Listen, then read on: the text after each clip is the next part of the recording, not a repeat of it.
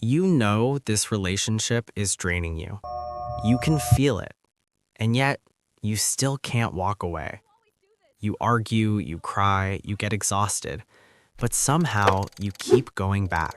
You keep trying one more time. Today, we're going to break down the hidden psychological structure behind why people stay in relationships that slowly wear them down. This is Meta Insight Hub, where we don't just look at what people do, we look at the source code of the mind underneath their behavior. Signs that the relationship is draining you. Let's start with a simple question. When you come back from seeing this person, what feeling stays with you more? Is it peace and warmth? Or is it tension, confusion, and emotional fatigue? When you're together, do you feel mostly safe and relaxed? Or do you find yourself constantly walking on eggshells, overthinking what you say, or bracing yourself for the next conflict? The real issue isn't just, do we fight or not? The deeper question is, does this relationship refill my energy, or does it quietly drain it over time? If someone's face came to mind just now, this video might be talking about you and that person. Structure number 1. Familiar pain feels safer than unfamiliar freedom. People who stay in draining relationships aren't usually weak. From the brain's perspective, they're choosing what feels more predictable. As painful as this relationship is, it has a pattern you know.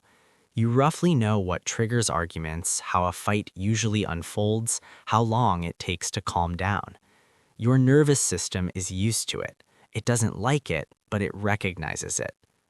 Leaving, on the other hand, means entering a world with no pattern. You go home to an empty space. Your phone is quiet at night. Weekends open up with no plans. Nobody to check in with, but also nobody to check in on you. This blank space can feel more threatening than the pain you already know. So your brain whispers, at least this is a hell I understand. A new life might be a worse hell. Let's just stay here and endure. In that moment, you're not really choosing what hurts less. You're choosing what feels less unknown. The brain often prefers predictable suffering over uncertain freedom. Structure number 2. Sunk cost and identity. After all this time, you've already poured so much into this relationship. Time, emotional labor, tears, forgiveness, second chances, maybe even money, opportunities, or your own dreams. If you walk away now, it can feel like all of that was for nothing. Thoughts like these start to appear. I've come this far. Isn't it too late to give up now? If I leave, does that mean everything I endured was meaningless? In psychology, this is called the sunk cost fallacy.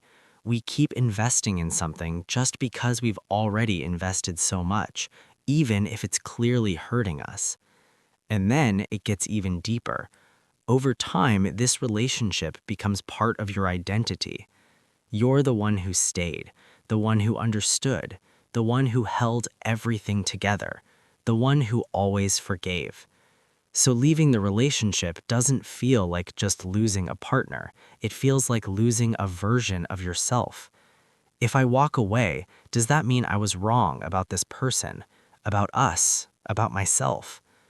That's why the real question can't just be, we've come this far, shouldn't we keep going? The question needs to shift to, from this moment forward, will this relationship help me grow or slowly erase me? The past is already spent. The only thing you can still protect is your future. Structure number 3. A relationship designed like an addiction. The third structure is this. Many draining relationships function like a form of addiction built on intermittent reward. Think about slot machines or gambling or certain mobile games. You don't win all the time.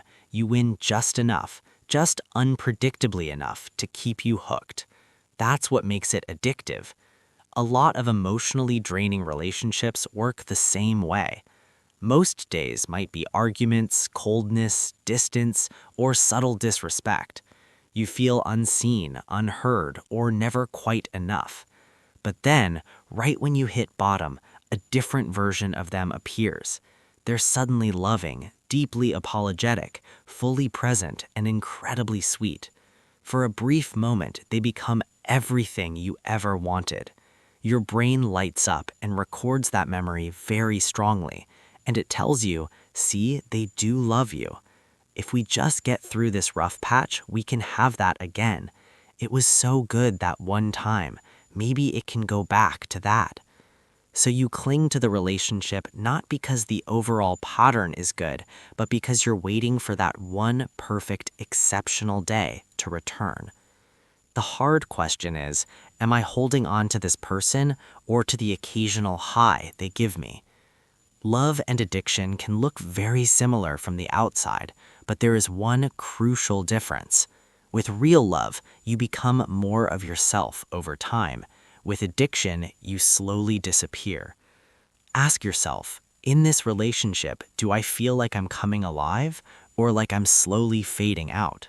Structure number 4, guilt and the savior complex. There's a fourth structure that keeps people trapped: guilt and the savior complex. Maybe you've heard things like, without you, I'd fall apart. You're the only one who really gets me.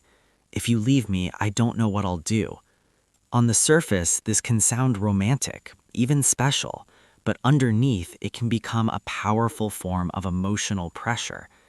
You begin to feel, if I leave, I'm abandoning them. If I walk away, their life will completely collapse, and it'll be my fault. And somewhere inside, a part of you might start to believe, maybe my role in this life is to hold this person together. But here's the brutal truth. If you are slowly losing yourself in the process of trying to save someone, that's not a relationship. That's a sacrificial contract. And so you have to ask, in trying to protect this person, who am I sacrificing? Is my empathy saving both of us, or only them? And again, does saving them actually mean they are changing, or does it just mean you're the one doing all the emotional labor while they remain the same? Meta Insight Hub. Let's put this all together. Staying in a draining relationship is almost never about being stupid or weak. Behind it, there's a complex structure. 1. Familiar pain feels safer than unfamiliar freedom. 2. Sunk costs and shared history make it feel too late to leave. 3. Intermittent rewards create a cycle that looks a lot like addiction. 4. Guilt and the savior complex convince you that leaving would make you a bad person. So no, you haven't stayed because you're broken. You've stayed because this system was designed, piece by piece, to keep you there. The more important question now is, inside this structure, what is happening to me? Am I becoming more myself or less? If you have the courage, take a quiet moment one day and write 2 lists. On one side, what this relationship has been taking from me, and on the other side, what this relationship truly gives back to me. Not the fantasy, not the potential, not the one perfect day that happens twice a year. Write down the reality. When you're able to look at those 2 lists honestly, without making excuses for either of you, that's when you start to see the difference between love and gradual self-erasure. This is Meta Insight Hub. If this video helped you see your situation a little more clearly, I hope you remember this. You are not weak for wanting love, but you are allowed to choose a kind of love that doesn't require you to vanish. If you'd like to keep exploring the hidden source code of the mind, you can stay with us. Subscribe, leave a like, and if you feel safe, share a bit of your story in the comments. You don't have to go through these realizations alone.